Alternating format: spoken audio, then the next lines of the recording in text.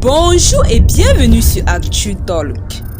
Découvrez dans cette nouvelle vidéo 8 éléments qui pourraient empêcher Karim Benzema d'obtenir le Ballon d'Or. Mais avant de commencer, si tu es nouveau, je t'invite premièrement à t'abonner, d'activer la cloche de notification pour ne pas rater les prochaines vidéos. On commence. Karim Benzema est proche de la récompense ultime. Le Ballon d'Or lui tend les bras après sa saison géniale conclue par une Ligue des Nations, une superbe Coupe d'Espagne, une Liga et une Ligue des Champions. Un exercice dantesque pour le Real Madrid dont il a été le principal artisan avec 44 buts et 15 passes décisives. Comment la récompense individuelle ultime pourrait lui passer entre les doigts? Sur un ton sarcastique évident, nous allons cibler 8 éléments capables de faire changer la donne. Comme premier élément, nous avons la fin du monde. Karim Benzema le sait et l'a peut-être dans un coin de sa tête. Nous ne sommes pas encore à l'abri d'une éventuelle fin du monde. Juste avant la cérémonie, tout peut encore basculer. Le KB9 arrive à Paris pour recevoir le trophée doré. La foule l'acclame. Le monde se met à genoux pour le meilleur joueur de la saison et paf, une météorite d'une taille inégalée scinde la Terre en deux. Eh bien, nous serions bien déçus tout comme vous, mais Benzema n'aurait même pas le temps de célébrer. Enfin, ce serait malvenu. À tous les détracteurs, vous avez plus de chances de mourir en recevant une météorite que de gagner au loto. Alors, préparez vos bunkers. Comme deuxième élément, nous avons l'annulation de la Ligue des Champions.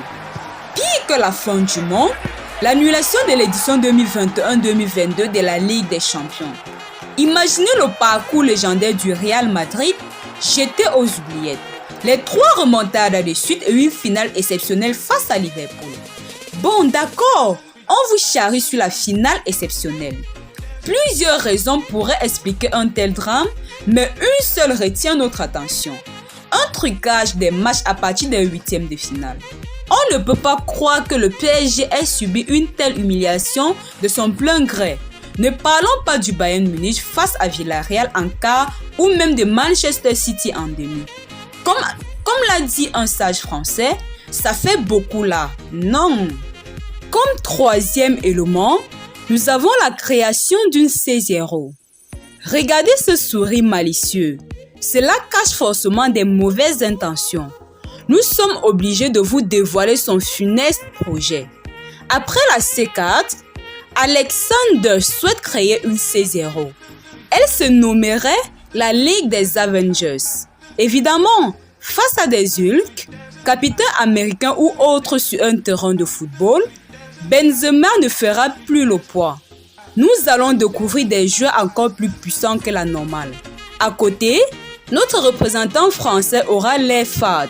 Rigolez, on vous aurait prévenu. Comme quatrième élément, nous avons une perte de mémoire collective. Benzema commence à avoir des symptômes apparemment. Nous pourrions être à l'aube d'une perte de mémoire collective à l'échelle mondiale.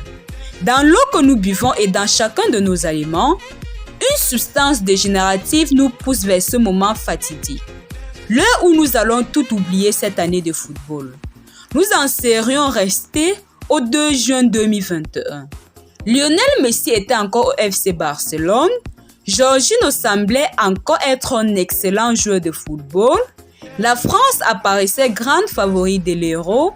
L'AS Saint-Étienne, comme les Girondins de Bordeaux, étaient encore en Ligue 1. Le Paris Saint-Germain n'avait déjà pas de sacre en C1. L'Olympique de Marseille proposait encore des compositions d'équipe cohérentes et Karim Benzema n'était pas grand favori du Ballon d'Or. Bref, comme 5e élément, nous avons une sombre histoire de dopage. Imaginez un scénario terrible à la Mamadou Sakho.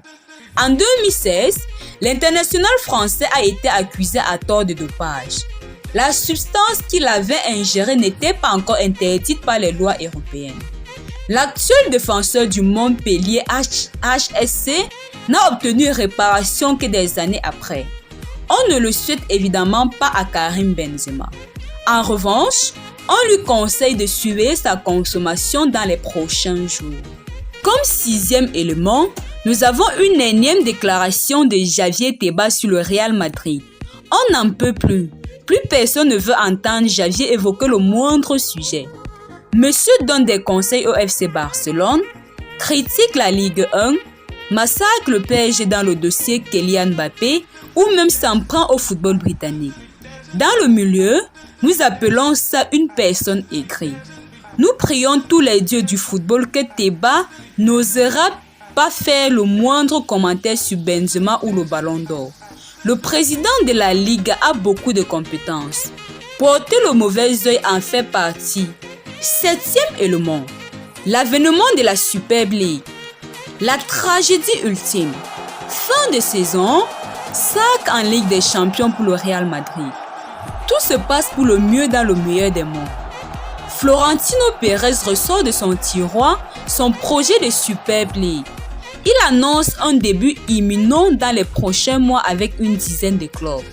L'UEFA riposte et sanctionne la Casablanca en lui retirant son sac et en écartant ses joueurs des compétitions.